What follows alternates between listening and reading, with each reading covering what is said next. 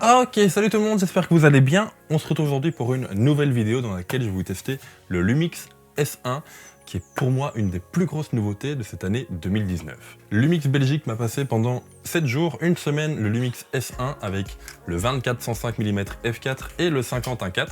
J'ai pu le tester pendant 3 jours pendant que je suis parti à Prague et j'ai fait d'autres tests pour cette vidéo. On va essayer de faire le tour de maximum d'options de ce boîtier de façon à vous faire le test le plus complet. Mais donc du coup la vidéo sera un peu plus longue que d'habitude. N'hésite pas à te poser, à prendre un truc à boire, à grignoter devant cette vidéo. Et si jamais tu n'as pas envie de tout voir, les timers sont ici. Comme d'hab, on va parler de l'ergonomie ou de la prise en main. On va parler également des côtés photo, du côté vidéo et on va terminer par la conclusion sur ce boîtier. Voilà. Je te laisse le temps de cliquer et puis on va commencer. Alors j'ai pris quelques notes parce que sinon vous me connaissez évidemment, j'oublie tout. Le Lumix S1 est, si je ne me trompe pas, le premier boîtier Panasonic hybride plein format. Il rentre en concurrence directe avec la gamme A7, A7R, A7S des Sony. Il rentre en concurrence également avec les Z6 et Z7 de chez Nikon, avec le EOS RP et le EOS R de chez Canon, bref, avec tous les boîtiers hybrides plein format qui sont sortis récemment. Et est-ce que Panasonic arrive à s'imposer avec un boîtier comme ça? Eh bien, la réponse est oui, évidemment. On va commencer par la partie prise en main, par la partie ergonomie. Panasonic a lancé deux nouveaux modèles, le S1 et le S1R. Ici entre les mains j'ai le S1. Une des deux grosses différences qu'il y a, c'est que le S1R a 47 millions de pixels, tandis que le S1 en a 24,2. Pour moi c'est suffisant d'avoir 24,2. Au niveau des principales nouveautés qu'on peut retrouver sur ces boîtiers, on a évidemment la double stabilisation, la stabilisation du capteur et la stabilisation optique, offerte ici par le 24-105 mm f4. On a notamment un super beau viseur, oh j'adore ce viseur, c'est vraiment mon gros coup de cœur, un viseur en rond qui est juste terrible. On retrouve un autofocus à détection de contraste qui fonctionne plutôt bien en photo et en vidéo. J'ai eu quelques petits soucis avec l'eye autofocus, mais ça j'en parlerai plus dans la partie photo. Et on a évidemment du côté vidéo un hybride plein format qui offre enfin de la 4K jusqu'à 60 images secondes. Ça fait du bien. Et on a pour la première fois un hybride qui n'est pas du tout dans l'optique compacité, légèreté, petite taille. On a ici un gros appareil photo. Si vous êtes habitué aux gros réflexes, vous ne serez vraiment pas dépaysé. On va faire un peu le tour du coup de ce boîtier pour la partie prise en main. Comme je viens de vous le dire, donc on a ici un gros boîtier. Alors c'est vraiment agréable parce que du coup, on a vraiment un très bon grip, on a une très bonne prise en main, mais ça se paye cash directement par le poids. Le boîtier à lui seul flirte avec les 1 kg. Chaque optique qui est pour le moment disponible, soit le 24-105 f4, le 50-1.4 et le 70-200 f4 sont également à plus de 1 kg, donc on a une très bonne balance entre l'optique et le boîtier sans aucun problème, mais du coup au niveau du poids ça se ressent très vite. Vous pouvez le voir et vous pouvez l'entendre quand je le manipule. Je lui ai mis ici donc les petites attaches de chez Peak Design de façon à utiliser la sangle. J'ai pas mis la sangle évidemment avec le boîtier devant moi, je l'ai mis sur le côté en passant mon bras dans la sangle. Au bout d'une journée ça allait encore, mais au bout des 3 jours j'ai commencé à avoir les traces de la sangle sur le cou, tellement le combo boîtier plus objectif est lourd. Si vous êtes un créateur, un photographe ou un vidéaste qui voyage beaucoup et que vous comptez prendre ce boîtier, à vous de trouver plutôt une espèce d'attache rapide, très confortable, parce que de nouveau la sangle, comme je vous l'ai dit, c'est peut-être pas le meilleur moyen. Maintenant qu'on a passé ce qui est à mon sens le seul point négatif de ce boîtier, on y va. Au niveau ergonomie, pour moi, il est super bon. On a plein de touches personnalisables, mais qui sont déjà pré-personnalisées intelligemment. On a notamment en dessous du déclencheur les 3 boutons balance des blancs, ISO et exposition. On a, et ça me manquait depuis les réflexes, un petit écran LCD au-dessus pour mettre tous les réglages. C'est vraiment quelque chose qui me manquait et que j'avais du mal à me passer sur les autres hybrides. On a un écran qui est inclinable, qui n'est pas rotatif. Alors il est inclinable vers le haut et vers le bas, et également en mode portrait. Hop, vous pouvez le mettre comme ceci de façon à faire des photos en regardant comme ça directement.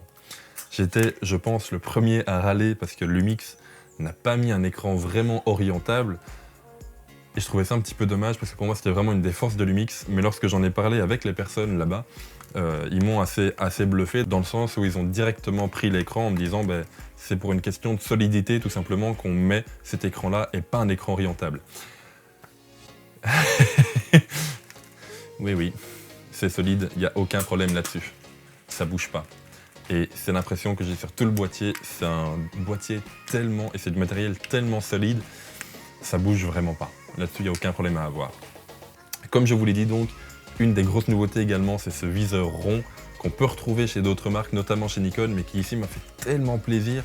Ce viseur est trop confortable et également pour la visée vidéo, le fait de se poser dedans et de regarder dans ce viseur, franchement, c'est juste trop confort, c'est juste trop bien. Au niveau des autres points positifs de cette ergonomie, on a évidemment tous les boutons personnalisables comme je vous l'ai dit, mais qui en plus, pour la plupart, s'illuminent. Ici, j'aurai peut-être un peu de mal à vous le montrer parce qu'il y a pas mal de lumière, mais les boutons s'illuminent. Je ne sais pas si vous allez arriver à le voir.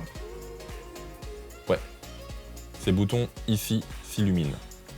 C'est vachement pratique. En plus d'être, je trouve, super beau, c'est vachement pratique parce que quand vous faites des photos en soirée ou en nuit, ou pendant la nuit, ce sont des fonctions, des boutons qui sont attachés à des fonctions qu'on utilise tout le temps, et donc le fait qu'ils s'illuminent va permettre de les voir directement. C'est vraiment un truc tout bête, mais qui fonctionne super bien. Au niveau de la batterie, alors c'est une batterie assez lourde, mine de rien, assez grosse. J'ai lu sur pas mal de tests, pas mal de sites internet que l'autonomie n'était pas bonne du tout. Je vais vous dire un truc, je suis donc parti à Prague pendant 3 jours. J'ai fait environ 2000-2500 photos en RAW plus JPEG. J'ai pris pour un total de clips vidéo d'à mon avis 2 heures en 4K 60 images secondes. J'avais une batterie chargée à 5 bars sur 5, je ne l'ai pas rechargée durant tout mon voyage, et quand je suis revenu, il me restait encore 2 bars. Alors je ne sais pas qui trouve que cette autonomie n'est pas bonne, mais personnellement, ça me convient totalement. À vous de voir, vous voulez peut-être encore plus, on en veut toujours plus, mais il faut arrêter 2 secondes. Cette autonomie est vraiment excellente. Pour info également, on a 2 slots de carte mémoire, un slot pour les cartes SD, voire les cartes SD XC, les cartes les plus rapides, et un slot pour les cartes XQD. Au niveau des connectiques, on a un peu de tout, on a évidemment une prise casque et une prise micro, on a une prise USB-C, ça fait du bien d'en avoir une enfin, et on a évidemment une prise HDMI pour le relier à un moniteur ou un enregistreur externe. Alors de ce que je pense, au niveau ergonomie prise en main, pour moi c'est un super bon boîtier. Comme je te l'ai dit, donc il tombe vraiment bien en main. Le fait qu'il soit gros et qu'il a un certain poids permet de bien se caler et du coup d'être bien stable. Maintenant, comme je te l'ai dit, le poids a du coup un défaut, c'est que tout simplement ça te pète le dos, ça te pète le cou très rapidement. Dans le sac, j'avais le Lumix S1 avec le 24-105 et le 51.4 qui est ici. Autant te dire qu'après 3 jours, le sac me paraissait excessivement lourd. C'est donc quelque chose à prendre en compte, ce boîtier n'est pas du tout léger, mais le fait qu'il ait un certain poids te permet d'avoir une bonne stabilité, et surtout, ce boîtier est juste un baroudeur extrême, dans le sens où tu vas pas le péter, quoi. Il est vraiment, vraiment super solide.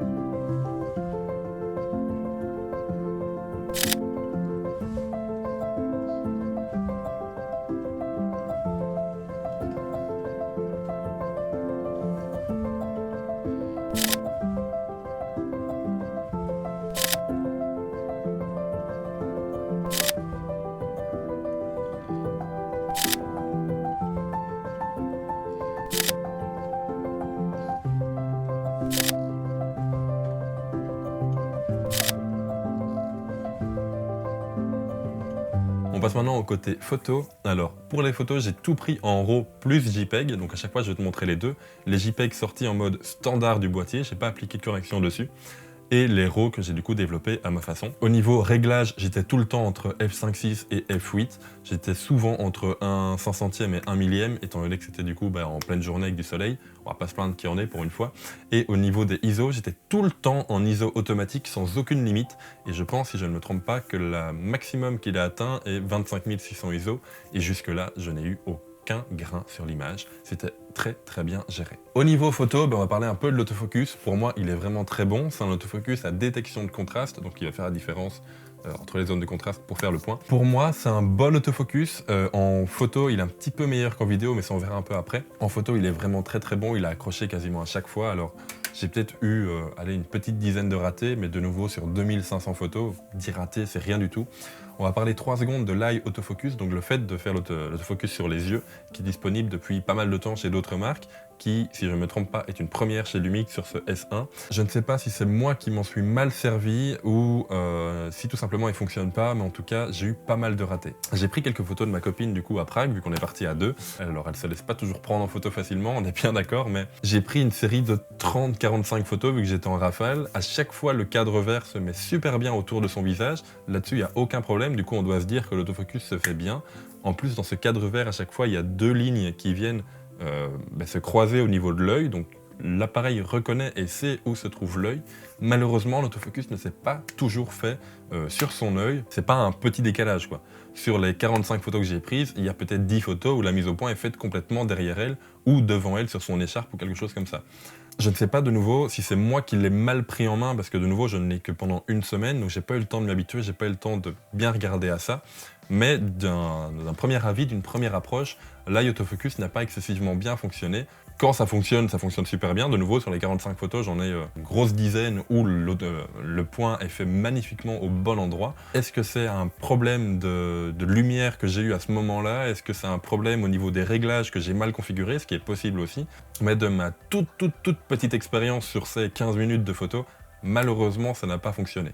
C'est quelque chose dont je vais beaucoup parler avec la personne chez qui je suis en contact chez Lumix pour savoir si c'est de ma faute ou si c'est le boîtier qui était mal paramétré. Mais bon voilà, je reviendrai vers vous avec ça. Mais en tout cas, pour le petit test, le tout petit test que j'ai fait de l'isofocus, malheureusement, ça n'a pas fonctionné. En dehors de ça, l'autofocus fonctionne super bien en photo. Il l'accroche quasiment à chaque fois. Je dis, j'ai eu très peu de ratés en dehors de ce portrait. Donc, aucun problème à ce niveau-là. Au niveau de la dynamique, j'ai eu pourtant des zones d'ombre vraiment très marquées, parce que vu qu'on faisait un city trip, du coup, on n'a pas que voyagé au coucher de soleil ou des choses comme ça, même à midi, là où le soleil fait des ombres vraiment dégueu, la dynamique est vraiment excellente. Sur les photos en JPEG, donc, où c'est le boîtier qui a choisi l'exposition, vu que j'étais en ISO automatique, il m'a sorti vraiment de super belles images, avec de l'information partout, des détails partout, que ce soit dans les hautes lumières ou dans les ombres. J'ai aucun problème à ce niveau-là, la dynamique est vraiment super bonne et très surprenante. Je pense que c'est un des meilleurs boîtiers niveau dynamique que j'ai eu en main. J'ai principalement shooté avec le 24-105 f4, c'était pour moi du coup l'optique qui était la plus pratique à prendre en main, en tout cas pour ce que j'ai fait à ce niveau-là. Il a vraiment un très bon piqué, c'est vraiment très net, net, il n'y a pas grand chose d'autre à dire au niveau du piqué. Il y a eu très peu de vignettage, de déformation, etc. Il n'y en a quasiment pas eu. C'est vraiment un très bon combo qui du coup te sort de super bonnes images. Alors j'ai un tout petit peu testé la rafale. Il y a deux modes différents de rafale. Il y a déjà dans la vraie rafale où tu peux faire du RAW plus JPEG, deux modes. En AF simple, en autofocus simple, tu peux faire 9 images secondes. Et en autofocus continu, tu descends à 6 images secondes. C'est pas énorme, mais d'un côté, la rafale, on s'en sert que très peu, en tout cas je m'en sers que très peu, et 6 images secondes ça me suffit amplement. Il y a un deuxième mode où tes photos passent en résolution 6K, alors je trouve ça un peu bizarre de parler de 6K en photo, pour moi les 6K c'est plutôt en vidéo, mais soit. Et dans ce mode photo 6K, tu peux faire jusqu'à 30 images secondes, autant te dire que du coup tu loupes plus rien. Et de ce qui sort de ton boîtier, en fait c'est une séquence d'images, où tu peux, dans ta séquence de 30 images secondes, tu peux du coup choisir une ou plusieurs ou toutes les images que tu veux extraire de cette séquence. Petit truc. À mon avis, je suis pas le seul à y penser. Mais quand j'ai fait des séquences d'images en 6K 30 images secondes, je me suis demandé s'il n'y avait pas moyen de faire de la vidéo en 6K avec ce Lumix S1.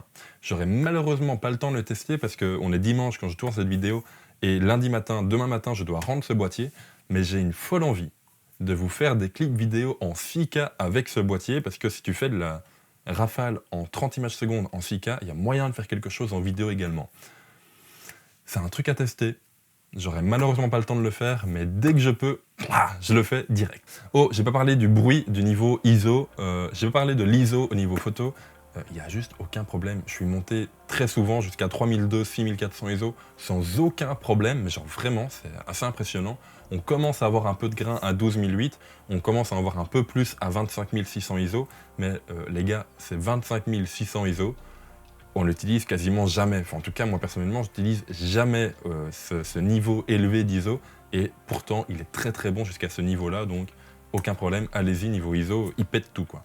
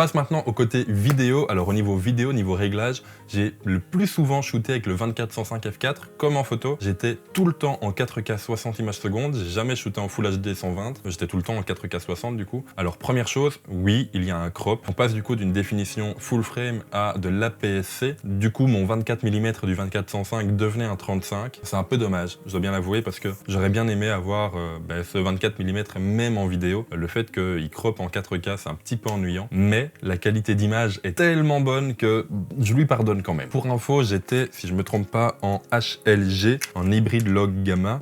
Attends, je vais regarder ça histoire d'être sûr. Ouais, pareil, j'étais en hybride log gamma, en 4K, 50 images secondes, 150 mégas par seconde. Ah, il fait mal ce boîtier, hein. Je vais avoir du mal à le rendre demain. Alors, on va parler de plusieurs choses et je vais essayer de faire le tour. Au niveau de la stabilisation, il est vraiment excellent pour plusieurs raisons. La première, comme je vous l'ai dit dans l'ergonomie, le fait qu'il soit gros, le fait qu'il soit lourd, même si c'est ennuyant niveau poids, quand tu le prends en main, du coup, tu es beaucoup plus stable. J'ai tout le temps filmé à main levée avec la sangle, donc oui, c'est vraiment à main levée quand même. J'ai tout le temps filmé avec la stabilisation du capteur activée et la stabilisation de l'optique activée. Et des fois, j'étais pourtant à 105 mm, là où normalement, tu es censé trembler comme pas possible. Ça ne bougeait pratiquement pas. Je vous mets ici des exemples de rush non retouchés au niveau colorimétrique et non retouchés au niveau stabilisation. Du coup, je sais pas si on appelle ça retouché, mais bref. Ça m'impressionne énormément parce que même à 105 mm, les clips vidéo que je vous mets ici sont à 105 mm, ça bouge pas. Ou en tout cas très très peu. Pour commencer ce côté vidéo, on va parler rapidement de ses caractéristiques techniques. On a ici un boîtier qui embarque de la Full HD jusqu'à 120 images secondes, de la 4K jusqu'à 60 images secondes. C'est de la 4K UHD, pas de la 4K cinéma. Un peu dommage, mais tant pis. On n'a malheureusement pas du Vlog. Le Vlog va arriver mi-2019, malheureusement en option payante. C'est quelque chose que je comprends pas trop. Je trouve ça un petit peu dommage de la part de Lumix de faire une option payante là-dessus. J'aurais bien aimé une mise à jour gratuite, mais bon, voilà, c'est comme ça. À savoir que cette mise à jour du coup embarquera également du 4:2 10 bits en interne lorsque tu filmes en 4K 30 images secondes et en externe lorsque tu filmes en 4K 60 images secondes. C'est quelque chose que j'ai vraiment hâte d'avoir en main. Au niveau de l'autofocus en vidéo, pour moi il a un chouïa moins rapide qu'en photo, mais il se plante pas, il se trompe pas, du coup c'est pas trop grave, je lui pardonne aussi facilement.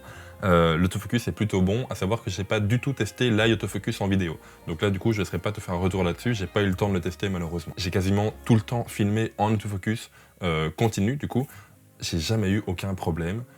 Même en soirée, même quand on revenait du resto le soir, du coup qui faisait bien noir, l'autofocus accroche à chaque fois. Franchement ce boîtier là-dessus n'a aucun problème. Au niveau du rendu de l'image, je trouve que le rendu de ce Panasonic S1 est très doux. J'ai pas envie de dire mou, j'ai pas envie de penser qu'il manque de piqué. Je pense que c'est vraiment un choix de la part de Lumix d'offrir une image un peu plus douce que les autres marques, ce qui du coup te rend des images vraiment très cinéma. Je trouve ça vraiment super beau, donc j'aurais vraiment du mal à le laisser parce que tant au niveau de la dynamique, en vidéo également, il est hyper bon, l'autofocus est vraiment acceptable, il est vraiment bon. L'eye autofocus, je ne l'ai pas testé en vidéo. Le rendu est vraiment très très beau, la dynamique aussi. C'est vraiment pour moi un boîtier qui est juste terrible. Bref, on est maintenant déjà à la conclusion de ce boîtier, la conclusion de mon test sur ce boîtier. Alors est-ce que j'ai bien aimé le Lumix S1?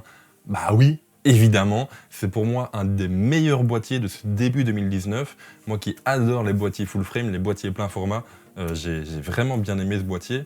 Comme je te l'ai dit, on va commencer par ses points faibles. Bah, évidemment, il y a son poids. Pour moi qui aime bien voyager tout le temps, avoir toujours mon boîtier en main, le poids de ce boîtier est assez important quand même, donc voilà. J'aurais bien aimé du coup trouver une solution pour l'accrocher plus confortablement, plus facilement que juste la sangle qui m'a complètement pété le cou pendant ces 3 jours. Mais bon, voilà. Au niveau de ces autres points faibles, il n'y a pas de Vlog encore et ça va arriver en option payante. Je trouve ça un petit peu dommage, mais bon, c'est pas trop la fin du monde non plus. Alors je sais pas trop si du coup l'orientation de l'écran, je le mets dans les points faibles. Je pense pas. Parce que vu le poids de la bête, c'est pas un boîtier de vlog quoi. J'aurais du mal à faire du vlog avec mon écran retourné à bout de bras avec cet appareil là qui est vraiment très lourd. C'est du coup pour moi pas du tout un boîtier de vlog et je peux comprendre que du coup il n'est pas mis un écran orientable.